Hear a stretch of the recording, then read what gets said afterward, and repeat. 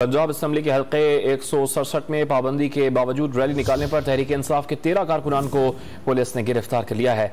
दो न्यूज़ के नुमाइंदे अली वकार से बात कर लेते हैं। अली वकार, बताएगा मुकदमा दर्ज कर लिया गया है और मुकदमे में कौन कौन सी दफात शामिल की गई हैं? जी बिल्कुल, आज जो इलेक्शन पोलिंग डे है जिस पर इलेक्शन कमीशन ऑफ पाकिस्तान की जानिब से वाज़ेह तौर पर हिदायत की गई थी कि 16 अगस्त की जो 16 जुलाई की रात को इंतखाबी मुहिम खत्म हो चुकी है। इसके बाद वजूद कोई भी शख्स जो है ना तो कोई रैली निकाल सकता है ना ही कोई कैंपेन कर सकता है। ताहम आबरी PP 167 में सुबह पाकिस्तान तहरीक इंसाफ की जानिब से रैली भी निकाली गई, जबकि अल्लाह गोल चक्कर जो PP 167 का हल्का बनता है जहां पाकिस्तान तहरीक इंसाफ के उम्मीदवार शबीर गुजर का मरकजी दफ्तर है, उसके करीब पाकिस्तान तहरीक इंसाफ के 13 कारकुनान जो है वो इंतखाबी मुहिम चला रहे थे, जिस पर पुलिस ने एक्शन लेते हुए 13 अफराद को गिरफ्तार कर लिया है और उनके खिलाफ दफा 188 के तहत मुकदमा भी दर्ज कर लिया है और उनको थाने मुंतकिल कर दिया है। और ये जो मुकदमा दर्ज किया गया है वो पुलिस की मुद्दत में ही दर्ज किया गया है। ताहम उनका ये कहना है कि अब इसकी मजीद